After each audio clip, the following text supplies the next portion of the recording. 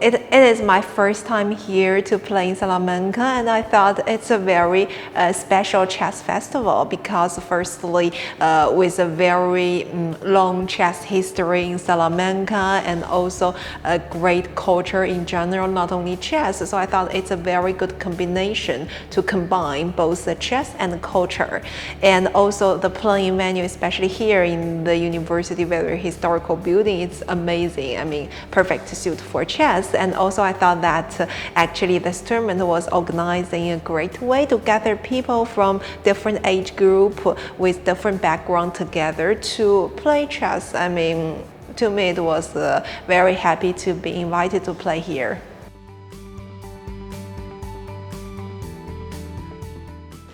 To be honest, nowadays I don't think so, because if you ask me back to decades ago, like 20 or 30 years ago, yes, there's a kind of tradition in China where normally the national team would bring the strong grandmasters, I mean the men's, to help the women chess players, to help them getting better results. So for example, when the previous world champions from China, while they're playing match or world championship, actually they get a strong team, consists by men grandmasters to help them preparing. But somehow this tradition disappeared more or less like 15 years ago. Somehow the situation completely changed, but probably because of this change, the general strength of our men team is growing super fast. Now, for example, we have 2 players will play next year's candidates tournament, and the general strength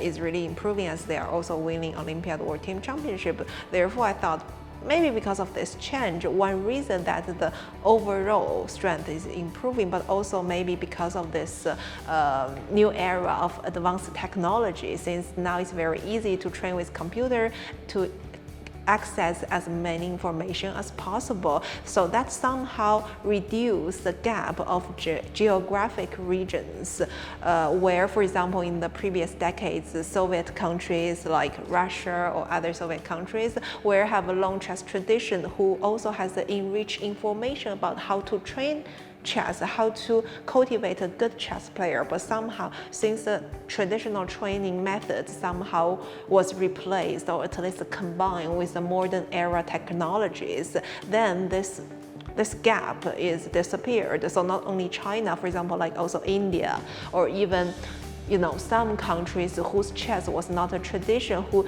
didn't really have great chess players before, also becoming stronger. So I think China could be one of the typical example of that. But we represent a new group who probably lack the traditional training of chess, but develop super fast.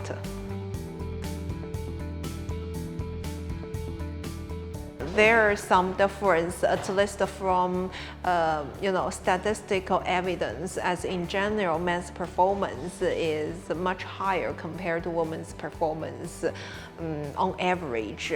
But talking about the reasons, I think we could talk from few dimensions. So firstly, physical, because although chess is mind games that basically you need to use your brain to make strategies or things like that, but still it really consumes a lot of your energy, especially in classical games, while a single one might last for 7 or even 8 hours. So it could also be a physical sport in some sense.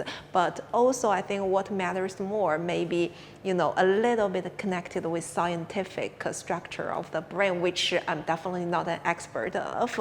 But talking from my daily life experience, I see sometimes men and women making completely different decisions towards the same thing. Maybe we could say some are more emotional, some are all more rational or different.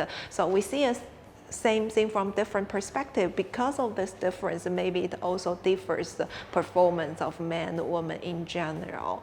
And maybe there are also some, not natural reason, but the practical reason, because somehow men are more tend to be concentrated on chess, are less distracted by the other maybe career or other things in their life, while women somehow kind of maybe want to have a more balancing life, but this is talking definitely from practical point of view. It's not nothing connected with the natural reason.